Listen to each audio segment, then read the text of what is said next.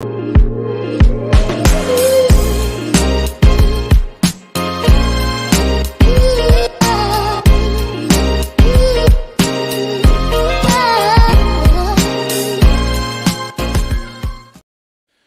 going on, people? Welcome back to Curtis Shaw TV, back with another live stream, and today we'll be getting into the latest goings off at Arsenal.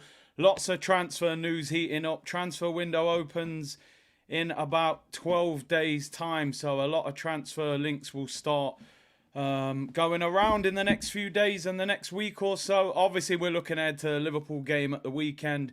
Liverpool play tonight against West Ham in the Carabao Cup quarter-final, so going to be interesting to see what starting 11 they get out for that game, and you know how much energy that takes away from them for the weekend. We play Liverpool on Saturday evening. Chelsea beat Newcastle last night in the Carabao Cup. Kieran Trippier went all Spursy, being a former Tottenham player, comes on at half-time, makes a mistake. Mudryk scores in the 92nd minute, and then he goes and misses his penalty as well in the shootout. So Kieran Trippier, who has been done for betting on football before, I won't say too much. You know, if I speak, I'll be in big trouble. But yeah, maybe check them betting accounts. But anyway, let's concentrate on Arsenal, people. Big up everyone tuned in. Hope you're well. Christmas in a few days, running around trying to sort things out. But listen, it's still a big weekend, and I think one of the best things in English football, to be honest, is the fact that they play so much football over the festive period. You know, where you look at the Spanish League and Serie A, they're having winter breaks now. It would be pretty boring with no football over the winter break. But big up everyone locked in. Make sure you hit the like button, subscribe, share the content and all that good stuff. C-Unit business. Big up Gunner, who said, missed the last live video. Was in an accident. Went A&E, man's all good. Glad you're well, bro. Hope you're recovering well. Big up Ben Guno, said C-Unit. C-Unit. LB said, will we humble Anfield? Listen, I've said before, I've been to Anfield twice to watch a game there. I've been there for other reasons. There was a award ceremony and that. I believe that the Anfield atmosphere is overplayed. Don't get me wrong, big Premier League game, big European night. Yeah, Anfield will start cooking, there's no doubt.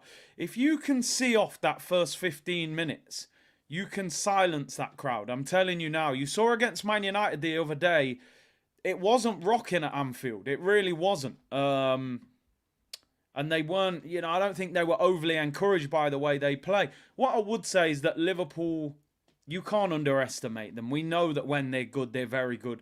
Trent will spam crosses in. Salah will run at you every time he gets the ball.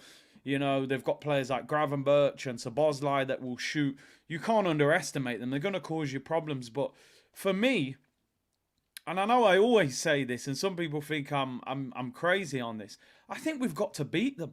I think we've got to go there and beat them. If you said to me now you can take a point at Anfield, I'd reject it. I'd turn it down. I think you've got to go there if you're going to win the league. I remember watching that Man City documentary when Pep was struggling to go to Anfield. Consistently was getting beat there, and I think you have to overcome those hurdles. And Anfield is one of those that we haven't overcome yet in the league. You've got to go there and beat them. I don't think their attack is anywhere near as good as it was a couple of years ago when it was Firmino and Mane and Salah. Their midfield is still figuring itself out. I think they've got good individual players, Szoboszlai and Gravenberch, but they haven't connected yet as a three. And defensively, I think they can be got at. They've got no Robertson. I think Tsimikas can get dealt with by Saka. Listen, they've got Van Dijk. He's still one of the best defenders in world football. They're not going to be easy. But I think we've got to go 3-point collecting. I really do. And I know it's easier said than done. But I'm not taking the point. You offer me the point now, I'm not taking it. Under the right circumstances, listen, if you're 2-0 down, you come back and draw 2-2, it's a good point. But before that game starts, I'm saying we've got to go there and beat Liverpool.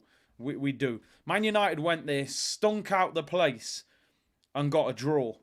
You know, and if Højlund could have finished, they could have won that game. We're a better team than them, so we got to go for it. Come on, we remember them days. This guy on my shoulder here. Remember this guy running around Jamie Carragher? You know what I mean? Running around the linesman, doing all kinds of madness. Pires bending it in the top corner, like John's saying. Theo Walcott running from his own half. We used to go there and clip Liverpool up, man. I know we're not that team anymore, but listen, I want us to go there and be brave and go for the win. Anyway, let's hope, as somebody just said in the comments, let's hope Arteta is not playing You'll Never Walk Alone. There it is, Christopher. Don't be playing You'll Never Walk Alone in training this week. Let's just make sure we focus. Don't scare the team. We can go there and beat them. Obviously, we have to defend properly, but I'm looking forward. Baptista going there and bagging goals. Arshavin scoring 4, shushing them. That was a playground at one stage, but listen, we'll see what happens. Gravenberch and McAllister, both injuries. I did see the Liverpool assistant manager said that Gravenberch was fatigue rather than an injury, so maybe he'll be on the bench. McAllister definitely not available. And obviously no Robertson. Anyway, let's look ahead, people. Big up to you locked in. 1,000 of you tuned in already. Really appreciate your support. A lot of transfer news to discuss today. January transfer window, 12 days away. So a lot of links going round. I want to speak about a few things. And, I want your opinions on this. As we go ahead. Miguel Delaney's put out a big report on Arsenal today. I think you'll see a lot of clips of this. Saying that Arteta wants 4 players to complete his squad in the summer. Although this will be started in the January transfer window. And I thought this was very interesting. Now, listen, I'm not saying Miguel Delaney is gospel with everything he says, but he is a pretty good source of information. He's the chief football writer at The Independent. Mikel Arteta wants 4 other positions he feels he needs to complete his squad. They are, brief yourself, especially if you're listening in and not watching, centre forward, a midfielder, and 2 fullbacks. Now, I was surprised, and I'm not completely in agreement with what he's saying here, but we'll see. Do we need 2 fullbacks? I mean, to be honest, maybe we do. But we definitely need the centre midfielder. We can all see that. Jorginho and El Neni are out of contract in the summer. Thomas Partey possibly will be moved on. Declan Rice is carrying that midfield at the moment. So midfielder, no doubt. Striker, absolutely. We need competition for Jesus, a different option. I thought maybe we would have said maybe a centre-back, maybe a right winger. I think he's going to probably consider Reece Nelson the backup for Saka, which is a little bit concerning. Maybe he needs to play him more. But 2 fullbacks, looking at it, I think we do need a left-back. Zinchenko, for me, is not good enough defensively. I think long-term, you need a better left-back or a different option. Tomiyasu can play there, but Tomiyasu may end up being the first-choice right-back. And again, Tomiyasu is injury-prone. Kieran Tierney is out on loan. He's been injured again. I suppose when Timber's back, we're going to speak about Timber, but obviously he's done his ACL, so you don't know how that recovery is going to go. Do we need another right back? I mean, maybe we do. I think the problem with right back is, number one, I think Tomiyasu is a fantastic right back. I really am a big fan of him. But he is injury prone. 2 calf injuries last season and 1 this season. That is a problem, right? That is a problem. And Ben White, for me, is not in good form at the moment. Not over a long period of time, but certainly in the last 3 or 4 weeks, he just hasn't looked right. People saying he's carrying a slight injury. And I think long-term, you would like to see an attacking right-back brought in to give us another option. Timber could be that right-back. Do we go and get someone like Frimpong, who's looked really good over there at Leverkusen? I think we need somebody different that gets forward, that gets loads of assists. I was looking at Frimpong's numbers the other day at Leverkusen, and I know people will say Bundesliga tax, blah, blah, blah, and I get that. He's got 5 assists this season and 5 goals playing right back. Now, they play him slightly more advanced. Last season, he got 7 assists and 8 goals. I think we need a fullback that can contribute in terms of the amount of assists, for sure. You look at Trent, that is the modern fullback. We don't have a fullback like that. So maybe we do need 2 fullbacks. Maybe if you buy a left back, you can then drop Zinchenko into midfield, or use him as a midfielder with Declan Rice and maybe a potential new one. That Frimpong at Leverkusen is very impressive. Can you imagine having Timber and Frimpong as our 2 fullbacks with that brick wall at centre-back? modern fullbacks, you need them options as well. So, listen, I get it. It's not groundbreaking news. Somebody said in the comments there we could have wrote this ourselves. We knew we needed a midfielder and a striker. Personally, I think we might need two centre midfielders. Cliffo just said something similar, because the way I look at it, Jorginho and El Neni would be out the door this summer. My concern is, and I've said it before, unfortunately, I think Jorginho will get a 1-year extension. I think he will take up the role that sort of El Neni's played this season, where he's a motivator in the dressing room, an experienced player. I think El Neni will probably go. I think Partey will be sold. I think we need two centre mids, to be honest. But it wouldn't surprise me if we kept Rice, kept Jorginho, signed a centre mid, and then you've got your attacking midfielders, which would be obviously your Havertz and your Martin Odegaards and maybe Smith Rowe if he's still here. So he reckons we need 4 players. Not groundbreaking. But they obviously think we're going to start addressing that from January, which is probably the striker option. That's a good question with this Frimpong. I actually don't know how good he is defensively. Every time I watch him for Leverkusen, he spends the majority of the game attacking because, number one, Leverkusen are top. And number two, this guy is absolutely rapid and gets forward constantly. So anybody who watches German football, how good defensively is he? G. Will said our biggest mistake was replacing when we should be adding Xhaka, etc. I mean, Xhaka's done some tell-all interview. I'm not going to talk about it too much. He doesn't play for us anymore. But I think Arsenal felt like they owed Granit Xhaka that move. He had a year left. The opportunity to go to Leverkusen on a 3-year contract with a 1-year option, I think, was too good to turn down. We weren't going to extend his contract. And also the fact we got 21.5 million for him at the age of 30, I think it was a no-brainer to let him go, but maybe we didn't replace him. I mean, Rice was a sufficient replacement, but I get what you're saying. It would have been good to add Rice to Xhaka. But Xhaka wanted to go, and I felt the deal was good. I think we should have signed another centre midfielder along with him. Big up Jamrock Gunners TV. Ennis says we need Solanke, who will help us win the league. He's definitely drinking before Christmas, I think. Solanke wouldn't even win us the Europa League, bro. Never mind the Premier League. Anyway, let's talk transfers and a few things that are happening at the moment. Zeno said Frimpong is ace, bring him to the carpet. Right, we're going to discuss some transfers, some potential players going out, potential players coming in. Want to know your thoughts and opinions, and we will be discussing them. A player that could be on his way out.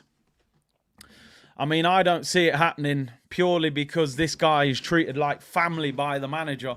But Eddie Nketiah being linked with a move away from Arsenal in January, which, listen, if you watch this channel over a sufficient amount of time, I think you will all know that I would have no problem with this. Thierry Henry, Sam's called him.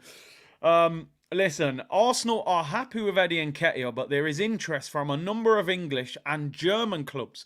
Fabrizio Romano has added, Arsenal may consider an important proposal for the striker.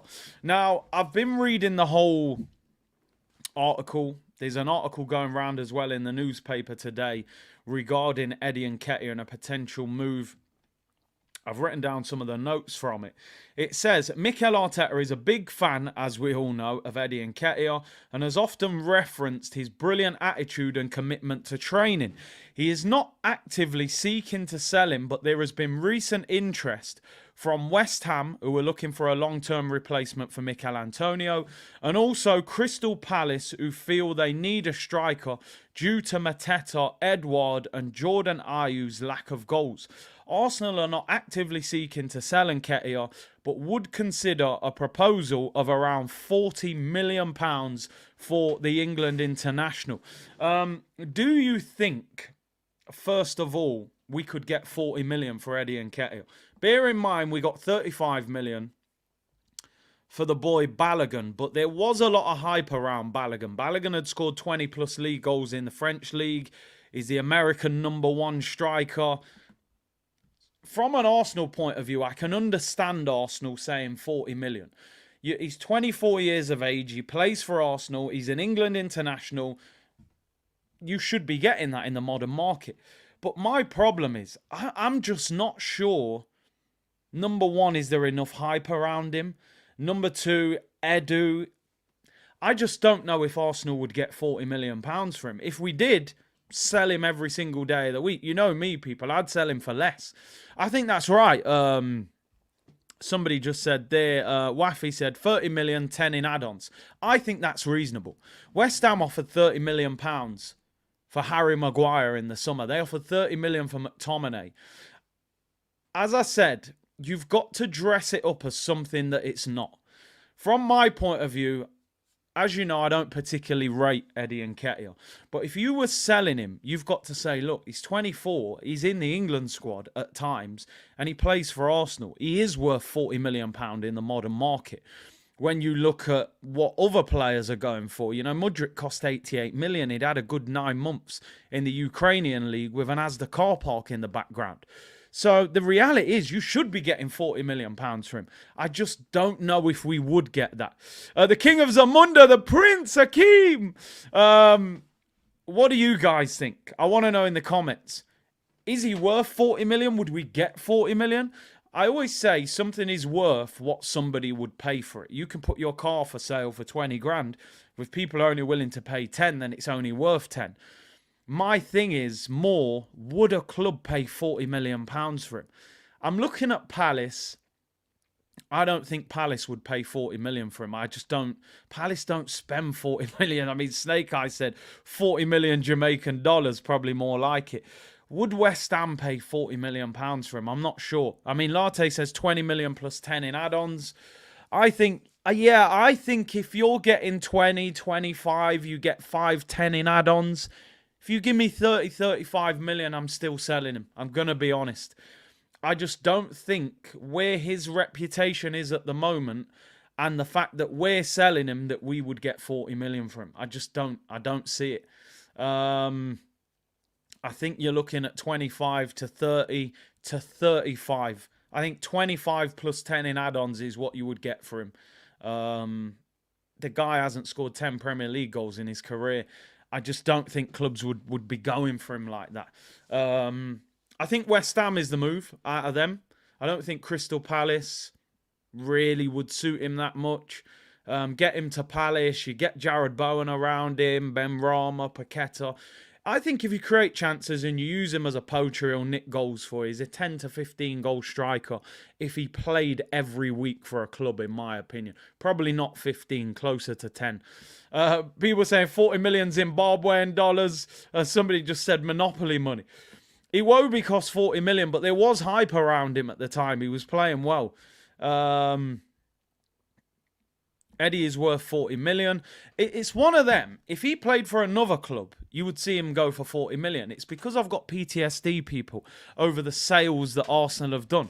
This is the same Arsenal that got 0 for Aubameyang, Ozil, Ramsey, Mkhitaryan. You know, all these players, a big fat 0, you know. We got 9 million for Guendouzi. We don't take cash. You give me 30 plus 5, I'm delighted. I'm absolutely delighted. He probably is worth 40 million. The striker market is poor. And you look at Rasmus Højlund costing 65, 70 million with 9 goals in Italy. You know, Eddie should be worth 40 million in the modern market. It's just, I'd be surprised if we got it. Listen, if clubs are looking at him, and now Fabrizio's reporting it, he says clubs in Germany are looking at him as well. Take him. Take him. I've always rated him. Anyone watching this show, you know, take him. England International, you'd be crazy. King Book said 30 million minimum. We're meant to be moving like a big club. Solanke being quoted at 50 million. The thing is, Solanke's got 9 Premier League goals already this season. That's not me saying I would take Solanke. What I'm saying is Solanke's going to hit double figures in the Premier League, probably by next week. Eddie's never hit double figures in the Prem. So, hey, YouTube, smash the likes. Big up face. Gavin said take him to Germany. He's a great player.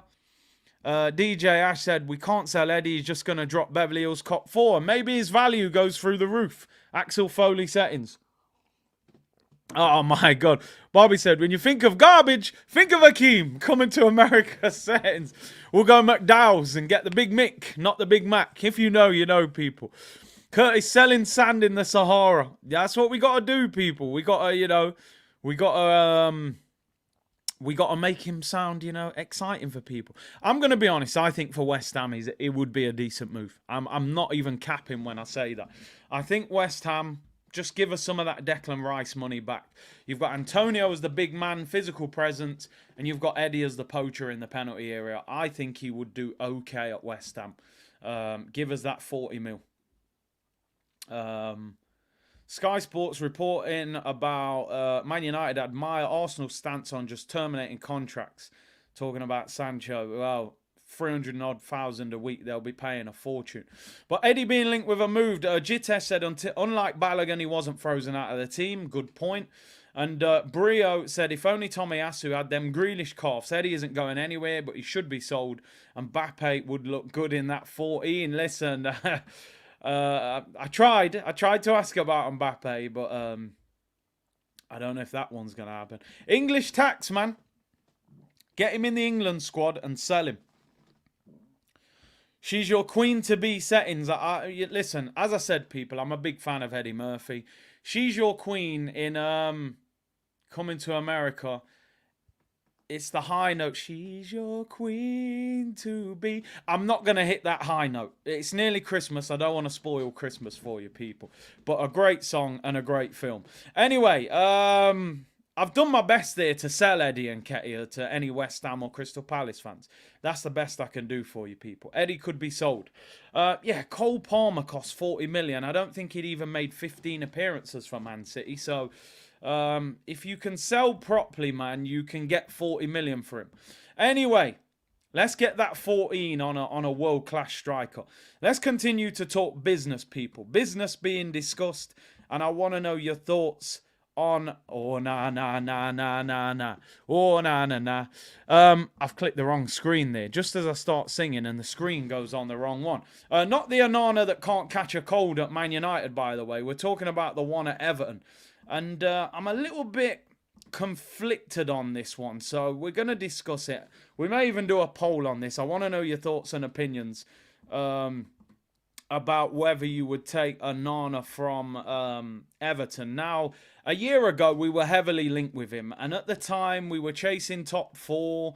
And I was all over this deal. I got to be honest. I was like, yep, take him all day long. Get him to the carpet. As you said, Keros, he missed a penalty yesterday. He tried to do that kind of lethargic run-up. And I've always said, if you do that run-up, you have to make sure you score. He was playing like Beanie Man yesterday. Whenever I got no money, she's still my heart. Let me not start, it's nearly Christmas. I'm vibesing, people. I'm going to be honest. 50% of me says, not so sure about him. But 50% of me still says, this guy's 6'5", 22 years of age. It's got to be worth a discussion. Now, I want to discuss the article with you, and I'm going to put a poll up, people. I want to put a poll up and get your thoughts and opinions on Amadou Onana, because I wouldn't completely write this deal off, right? Just because, well, we're going to discuss it in further detail. I'm going to put a poll up. Would you take Onana from Everton? This is for a January move, by the way, not the end of the season. So we know we need to strengthen in January. And I do still think he could help us. Would you sign Onana from Everton? Forget the penalty. He ain't going to be taking penalties at Arsenal anyway. So, it was lethargic. It was poor. We need to bolster that midfield. Sometimes the question has to be, would you rather Onana was playing, or would you rather Jorginho or El Neni was playing? That's the problem. Anyway, Sammy Mokbel, who is very good, to be honest, when it comes to Arsenal links. He covered the Arsenal Declan Rice move very well. Put out an article last night. Everton's Amadou Onana is being watched closely by Arsenal for this January. Now, I want to tell you some of the quotes, what he wrote in the article, and I want to gather your thoughts and opinions on this. He said here, Arsenal are looking to strengthen the middle of their midfield this January. The feeling around Arsenal is they would like to sign a midfielder who is already in the Premier League to make the transition smoother and easier into the Arsenal team. They've been heavily linked and been tracking Douglas Luiz from Aston Villa. However, Aston Villa are using Declan Rice and Caicedo's deal as a price point for Douglas Luiz and are valuing him at £100 million, which no one's going to pay £100 million for Douglas Luiz.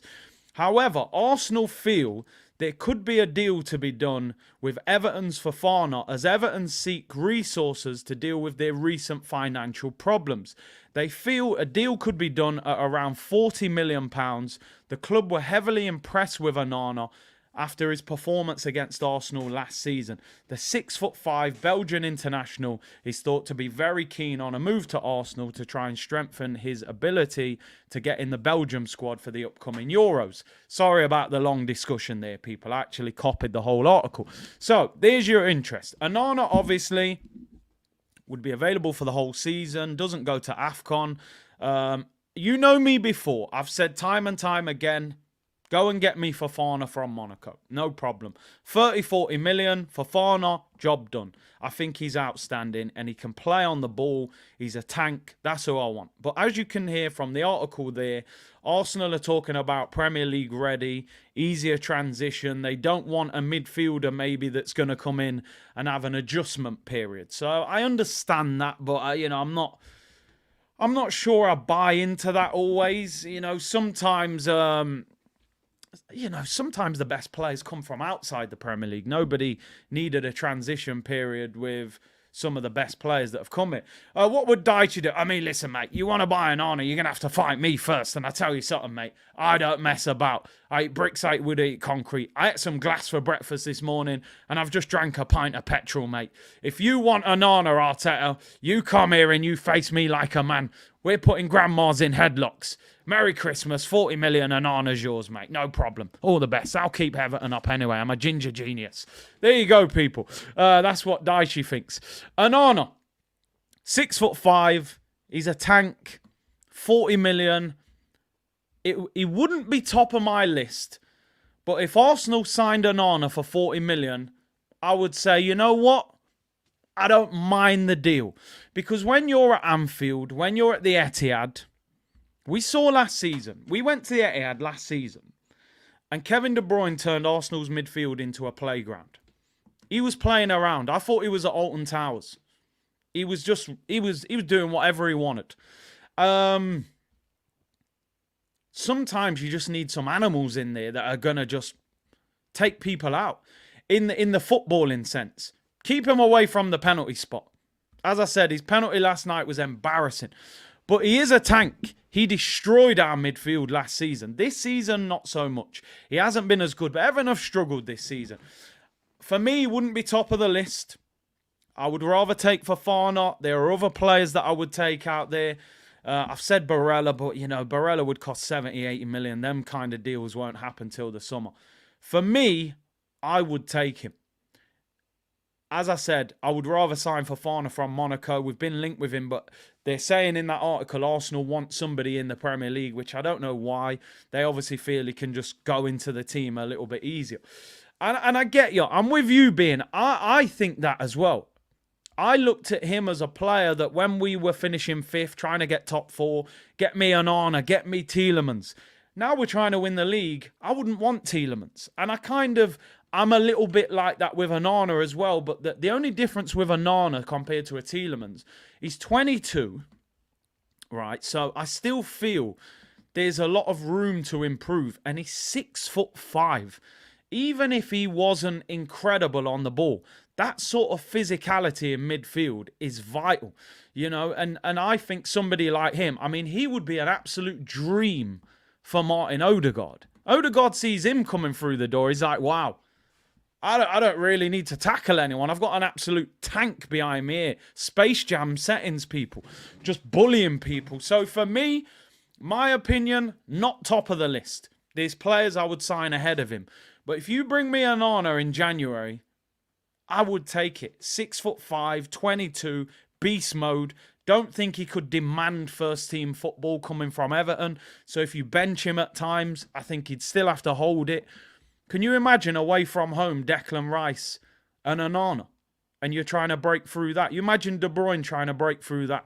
6'5" Onana breathing down your neck. And Declan Rice, who's just clamping everything that moves. Give me Onana in January. Go and get me Fofana in the summer. And then we got a solid midfield. I think Latte just said that. So let me give him the credit for that as well. So there we go. Let's see. He's taking De Bruyne's lunch money. He's pulling up and saying, listen, how much you got for me? It's like Debo in Friday, people. You know what I mean? So, well, this is the other question, though. South London's Finest said, is he just a tall Lokonga? I've always said Tammy Abraham is just a tall Eddie Nketiah. Pause with the breathing. That was the only way that I was going to, I was trying to give you the impression that, like, the big, solid centre midfielders breathing down your neck when the corner's getting whipped in. But yeah, pause, of course. That's my bike, punk. You know what I mean? I'm trying to create scenarios. If you're not watching and you're just listening in, I'm trying to paint pictures. It's like Biggie Smalls when he raps. He paints pictures for you. That's what I'm trying to do. It's information and entertainment. But pause, of course. Pause always. I don't think he is a tall Sambi. Well, I hope he's not. No, I think he's got beast mode in him. I really do. And we saw it for ourselves. He beat up our midfield last season. Beat them up. It was like GBH in broad daylight. So, yeah. DMX breathing, man. Where my dog's at? You know what I mean? We need some of that. I told you, it ain't all North London forever and Goosebumps. Martin Odegaard. We need some Rough Riders anthem. DMX settings, people start barking at people in the tunnel. So I'll take him. I can't lie. I've just convinced myself, to be honest, that I would take him from the discussion. I've just sold him to myself. It's like I've just bought double. It's like a window guy knocking on the door. I've just bought double glazed windows. I didn't even think I needed them. I actually haven't bought them, but I'm saying that's what I've done. I've convinced myself. Yeah, some chic looch, man, D-Black. We need some of that to win the league, I'm telling you. That Invincibles, man, they weren't soft, I'm telling you. Thierry and Vieira and them, they were serious. Bergkamp, they'll kick you, people. You know what I mean? Anyway, let me read out these super chats. Gavin said, we need a bully like him in midfield, 100% take it. I'm telling you, I'll take it. Beast mode, man. David said, yes to Onana, would Daichi sell? I mean, I've said it before, mate. You turn up here with 40 million, he's yours. Otherwise, mate, we can have a fight. Beer knuckle as well, mate. Me and Arteta. I got better here than him. Few ginger speckles on top, and that's it. I'll take his Lego head off, mate. Gavin, I read that one. Marty said, Arsenal was trying to move quietly on Mbappe. But you brought it to light and squashed it. I've ruined it, people. I asked him about it in the press conference and ruined it. Listen, we wouldn't have Mbappe. Mbappe would run the dressing room at Arsenal, I'm telling you. Curtis peels up. Samuel's back. He's always a troublemaker, but he's funny, so we let it go. He said, Curtis peels off the master reveal. Sean Paul, give them a run. Get them a run, Chan. Get them a run. I see no. Oh, get them. We won't get busy. Just shake that booty non-stop. Sean Paul, naughty, yeah. Come on, man. We got vibes here. I might just do a sing-along on Christmas Day, I might just go live and start singing. They'll probably copyright me, though, if I sing for too long. But big up, Samuel. I hope you're well, bro. Cliff said, in the back of an Uber on the highway in Miami having a listen. Mbappe would have never come here. Mikel Arteta wants yes men. Can you imagine Arteta telling Mbappe, yeah, you're inverting today, mate. You're going to have to invert today. I say, listen, mate, relax. I'm a World Cup winner. Do you know what's crazy here? And I only found this out the other day. And I saw it in an interview. It must have been on Instagram or on Twitter or something. I thought he always used to say, Shonda Paul, something else to them. No, I don't really care what. He actually says Shandapal. And I'm a big cricket fan, so I know about Shivnarine Chandapal. All that time, I thought the man was saying Sean DePaul. Man was saying Chandapal. Man was talking about cricket. Brian Lara, Cole Hooper, Courtney Walsh. Shandapal. I couldn't believe it. I said, I've been listening all this time. I didn't even know what the guy was saying. It's all mad, people. Breaking news. Shivnarine Chandapal, big up. my Guyanese left-handed batsman. I was a big cricket fan back in the day, West Indies, man. I actually trained on Sabina Park in Jamaica for the Jamaica under-19s. Legendary moment.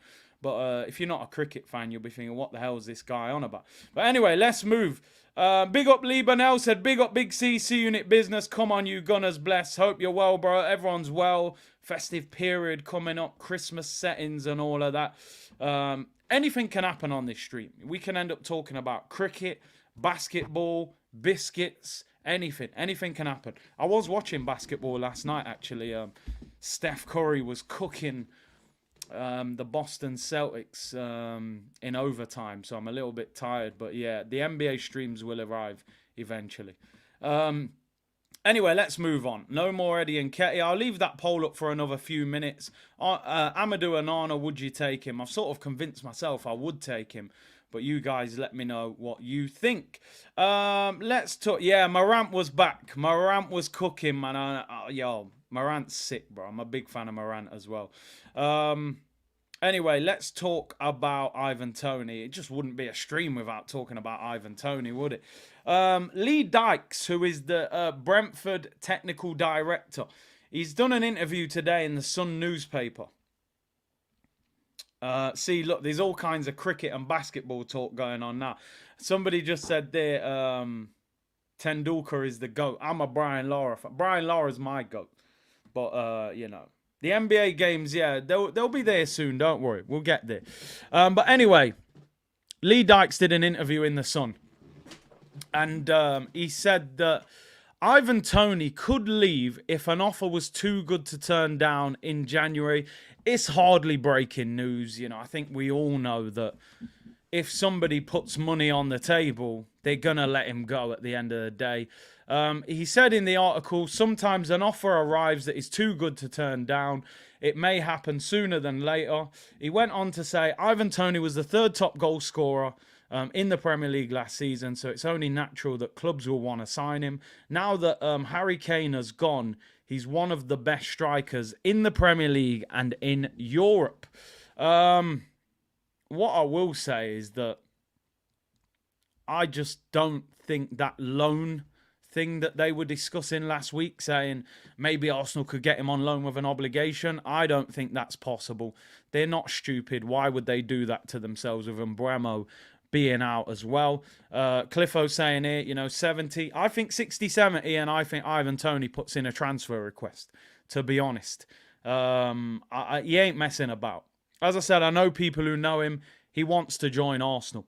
And he wants to leave in January. I can tell you that for sure. He wants to leave. He's willing to stay, but he wants to leave. Because you've got to look at it.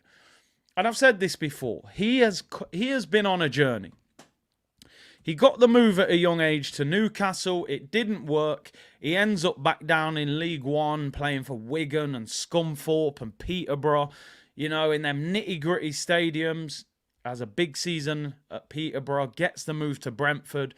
Rips it up at Brentford, gets them promoted, keeps them in the Prem, in the England squad. If he goes to Arsenal, he's on 90 grand a week. The second he goes to Arsenal, he's getting 150, 160, 170, maybe 180, doubles his money. Gets a big fat signing on fee. Most signing on fees you get close to 10%. If you buy him for 65 million, he's getting 6.5 million between him and his agent. So you're getting millions in signing on fee. You're doubling your wages. You're guaranteeing yourself a place at the Euros, because if he plays for Arsenal, he's definitely going to the Euros. He'll probably go anyway, but the Arsenal move guarantees him the move. And you're back. You're at the biggest platform. He would be available in the Champions League. Everybody wins if this deal happens, in my opinion. And more money if he just, you know, fancies a flutter every now and then. You know, he wants to put an accumulator on. You got plenty of cash. We shouldn't joke about it, of course, but I've got a wicked sense of humour. I apologise. But I sort of don't apologise at the same time, if you know what I mean. It's too late to apologise. It's too late. Let me stop. I can't help it. I always end up singing. I don't know why. Yeah, and the numbers go up. Your Instagram, your sponsorship deals, everything goes up. You've seen it with these players. Everything goes.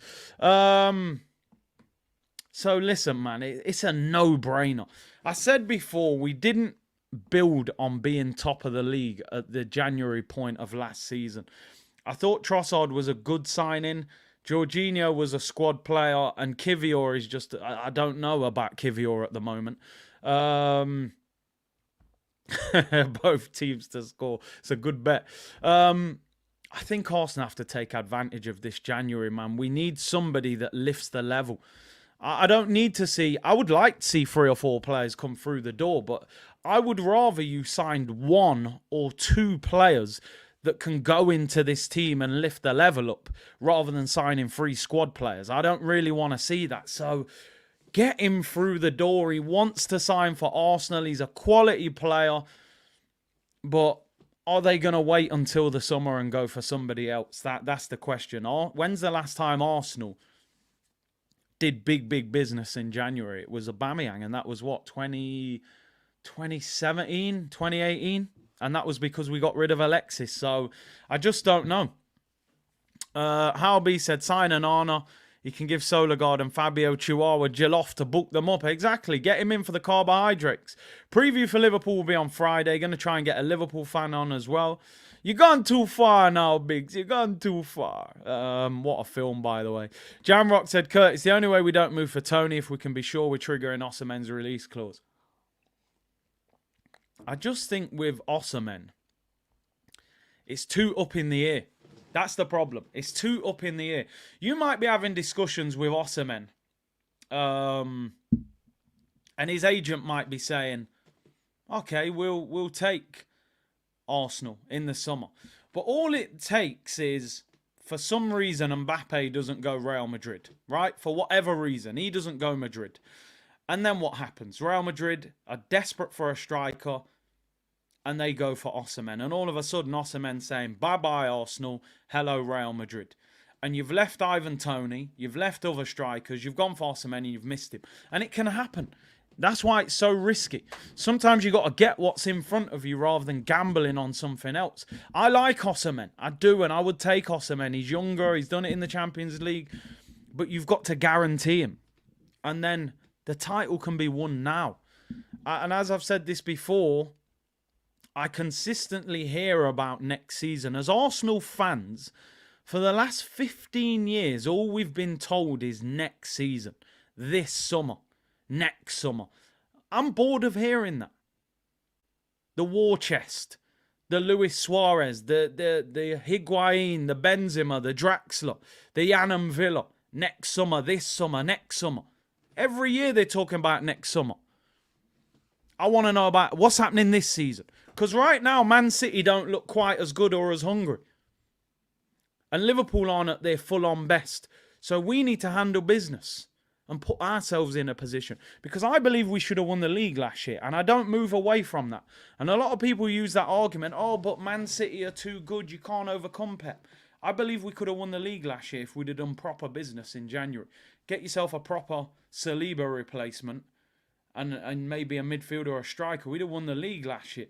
I want Arsenal to win the league this season. Imagine you sign Toney, you win the league. You're champions, you're the best team in England. Go and buy Osimhen as well. Why not? Spoil yourself. City have got Haaland and Alvarez. Alvarez is the number 9 for Argentina, won the World Cup.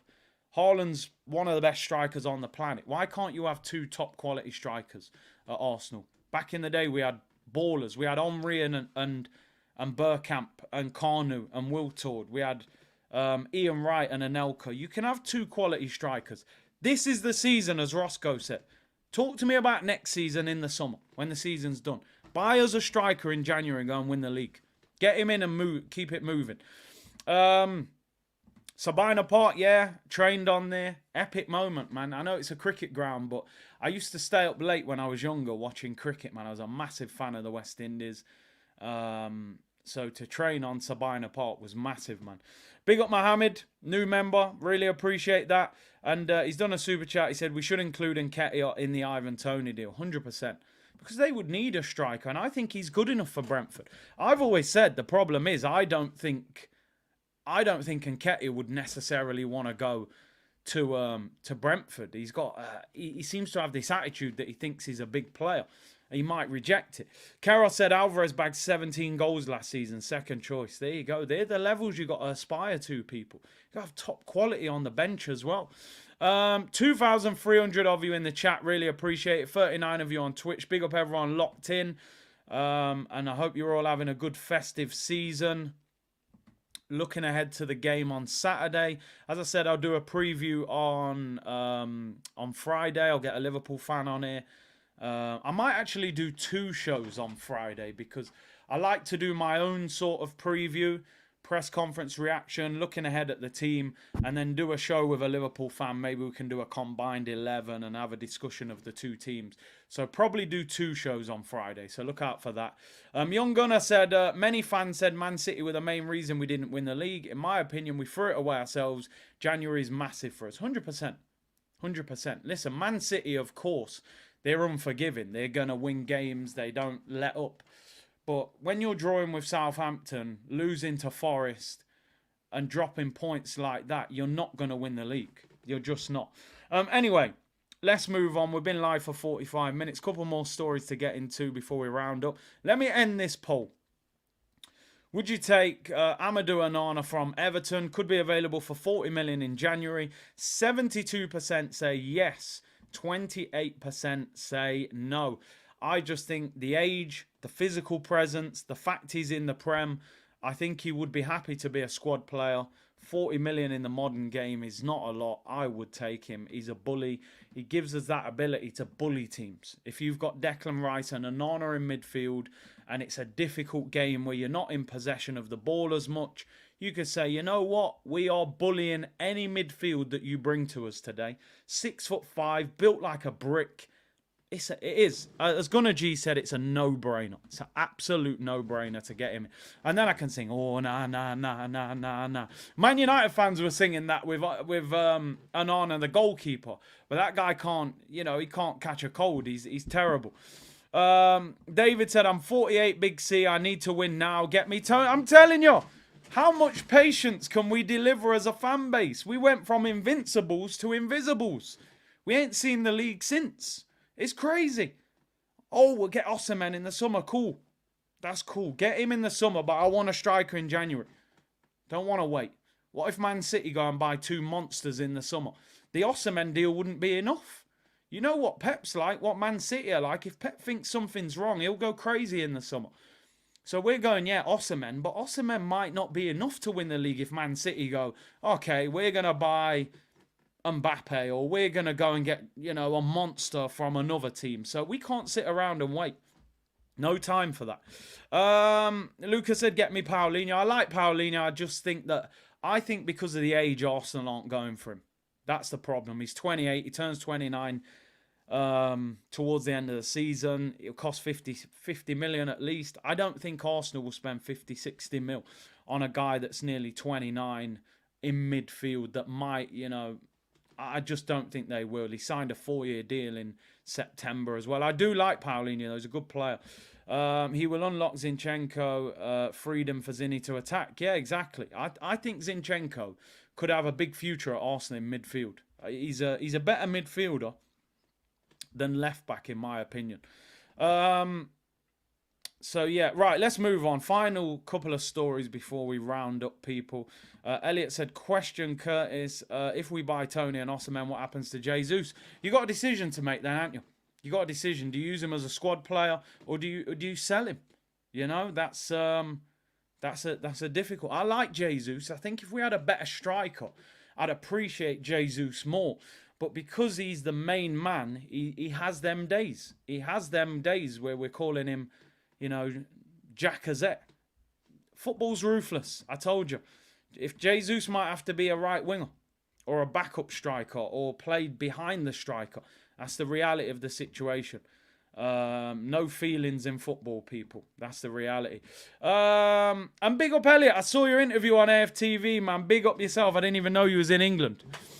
Right, this is an interesting one. Just wanted a quick discussion on this. A story that's going around. How true this is. This is sort of an Arsenal account where it seems to get a lot of information right, but you don't know if it's gospel.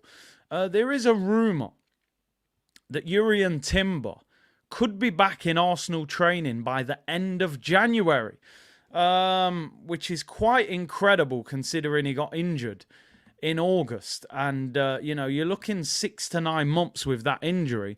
I suppose when you look at it, it was out for half of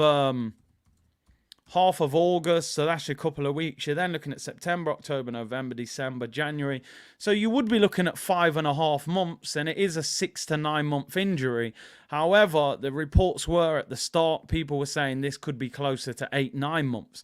But apparently, he is way ahead of schedule. I don't know about the rest of the story, how true it is, but they're saying he could even potentially be playing by the end of February. I'm still not sure how true that is.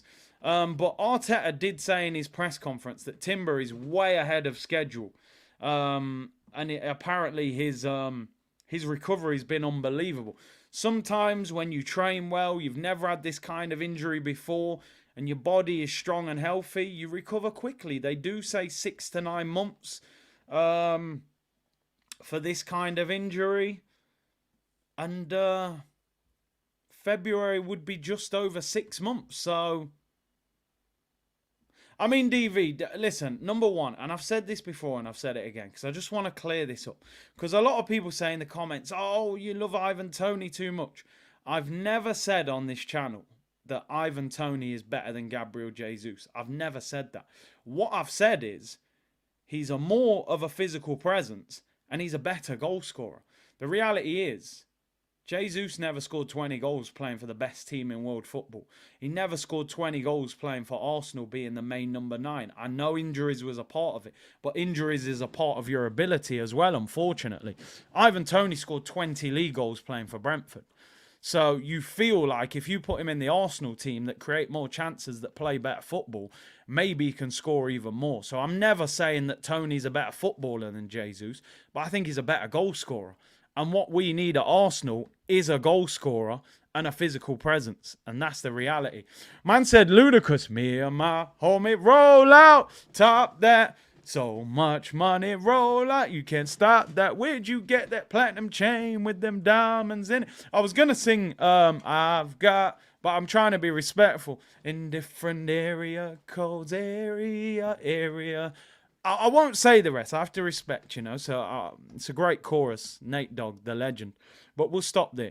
I'm vibesing, man. It's Christmas. I might just go live Christmas Day and just sing it. It could be the way forward. Gunnarola said, Toney is English. We'll always have a buyer. Even if we decide to sell him a year or two later, it's a no-brainer. Spot on. Sell him at 30. If he's bagging goals at Arsenal, playing for England, you still pick up dough for him. Luda. But listen, Timber, is he going to be back? Like I said, they said 6 to 9 months. September, October, November, December, January, February would be 6 months. Half of August, that would be 6.5 months. It does say 6 to 9 months. What I would say is don't rush him. Don't rush him. Make sure he's fully fit before you bring him anywhere near the pitch. But, as I've always said, and Arsene Wenger always used to say, he's like a new player, Danny Welbeck, when he's been out injured. Last season, we were losing players in the run-up to the title race. Your Salibas, your Partey's, players like that. Can you imagine if we get Timber back, end of Feb, beginning of March, you get Tomiyasu back after the Asia Cup, you get Thomas Partey back after AFCON, and you maybe bring 1 or 2 players in January. You could be talking potentially about 4 or 5 players dropping into this squad, into this team for that running of 3 or 4 months at the end of the season. Do you know how much of a boost and how much of a difference that can make? Now, I know it always doesn't work like that, and maybe other players will get injured in the meantime, but we hope not. But I just think having that kind of boost to the squad would be a massive help for us moving forward. So I really hope it happens. And Timber's been a huge loss. Because honestly, I think Timber was a game changer to this defence. He was that good. It's not often, I'm an attacking merchant. I was actually excited watching him play in defence. That's how good he looked. But we'll see. It's a big injury. You can't risk him. Even if he was available, you may have to hold back another 4 or 5 weeks just to make sure he's fully fit. Sim says, true. Don said, Curtis, are you concerned Saliba and Gabriel haven't had injuries? I'm not concerned they haven't had injuries, Don. I'm concerned that the cover isn't good enough. We're going to need a lot of luck for Saliba and Gabriel to go all season without being injured. If they are, great. But if they're not, my question's always been, if one of them gets injured or suspended, who's playing centre-back? Because Kivior, is he good enough to go into a big game at centre-back? You could have played Ben White there if Tomiyasu was fit, but Tomiyasu's out. So Gabriel and Saliba, they have got to stay fit. You know, at least until the end of January, when maybe Tomiyasu's back from the Asia Cup, and maybe we sign a versatile defender. Mohammed, thank you for the super chat, bro. What about Cunha from Wolverhampton? I like him. He looks good, but you know, Mendes is doing those deals, and they sell high. They buy low and sell high. You want to sign a player off Mendes, you look at Nunes, who went to City. I think he cost 60 million. So Cunha would be expensive. He plays attacking mid or striker. So where do you get him in the team? You would probably either play him up front as a false nine or play him where Havertz plays. But Havertz cost 65 million. So I just don't think they would sign Cunha. But I do like him. He's done really well. Maybe doesn't score as many goals, but he is a good player. Havertz is clear. People raving for Havertz now. I think we're all backing Havertz. On the stream that I did on Monday, I said something I've never said on the stream. I said I'm starting to like Kai Havertz. What I wanted to make clear around that is he still has to continue to improve. I'm not sitting here wowed by Havertz or all of a sudden thinking, what a signing. I'm just seeing improvements. I'm seeing contribution. I'm seeing a player that I believe can get 10 Premier League goals from midfield. So I'm seeing improvements. I'm seeing groundwork and foundations to continue building. But I want to see more. The slander you gave him was so funny, shameless. Listen, we were all there, people. As I said, at the start of the season, you was all watching the same games as me, and it was stinky. I'm telling you. It was real stinky. But, you know, he's back fresh for Breeze settings, you know. He's looking a lot better, that's for sure. Let's get into a few comments, then we'll round up. Kai, community building up. Yeah, why not? Havertz was nice on Sunday. He has improved leaps and bounds. It looks like he's got confidence and belief. And I think, and I'm not saying this is a disrespect to Chelsea, but I kind of am at the same time. I think Arsenal is a different club to Chelsea. Chelsea, in recent times, have been very spoiled. They've had a lot of success. They demand right now. I think Arsenal fans have got a little bit more patience. Maybe not me at times, but a lot of the fan base. I think they're willing Havertz on, you know, and I think they're looking at him like, as I said, we're the RSPCA at Arsenal. We've rescued a stray dog and we want to give it a loving environment. That's what I think Arsenal are trying to do to Havertz. They've put the arm around him and said, listen, I know it didn't work at Chelsea, even though he did win the Champions League. We're going to make you the player at Arsenal. So I'm in support of him, and I really want him to prove Chelsea wrong. And we can say, look, he was pretty poor for you. Look at the player we've got now. So let's see. But we still need more. We still need a lot more. Anfield, the Etihad, Old Trafford, you know, Atletico Madrid or Real Madrid or PSG in the Champions League. These are the games where I'm going to be looking, saying, all right, cool. It's all right scoring a header at the back post against Brentford, but I want to see it in big games. Did get a big assist against Man City, so, you know, I need to see it in the big games as well. We paid a lot of money for him. Get Sancho. That's crazy, isn't it? I saw an article today saying Man United are considering terminating Jadon Sancho's contract. And I saw somebody put in the comments, Arsenal should sign him as a backup right winger to Saka. I couldn't see that happening. But again, as I said, the RSPCA, I don't think any dog has been, you know, more mistreated in recent times than Sancho. So that really would be a rescue. It's crazy, isn't it? Football is such an interesting game because you look at Sancho, when he was at Dortmund, I was saying this guy's one of the best young wingers in the world. He was that good. He's gone to Man United, and now most clubs would say, I don't want anything to do with him. I'm just not sure Sancho suits the Prem, or maybe it was just Man United have ruined him, but I don't think Arteta would go for him. He was a good player, though. He was a top player, in fact. But yeah. Anyway, people, I'm going to round up there. Thank you very much for tuning in today. Big up Albin. Is it Albin? Yeah, thank you very much for the super sticker, Albin. Really appreciate that. I'll be back tomorrow as long as there's enough news. You know, I don't like to force content. Hopefully there will be, and we'll do a show tomorrow. Friday, I'll probably do 2 shows. I'll do my own preview, and then I'll do one with a Liverpool fan. And then Saturday, we've got the watch along. We'll be live from 4:30. That'll be a 5:30 kickoff. Liverpool against Arsenal, which is a massive game. Biggest game of the season. 2 days before Christmas. You know, if we don't get a good result in that game, I'm turning into the Grinch for Christmas, people. That will mash up everything. It won't actually, but it will definitely put a bit of downer on things in terms of Arsenal, that is for sure. So big up to everyone for tuning in. Really appreciate your support. Like the video, share the content, and make sure you're tuned in. I should be back around 2 tomorrow. If not, I will see you on Friday. Take care, people. See you tomorrow, and I'll be back. More Arsenal news, people. Bless.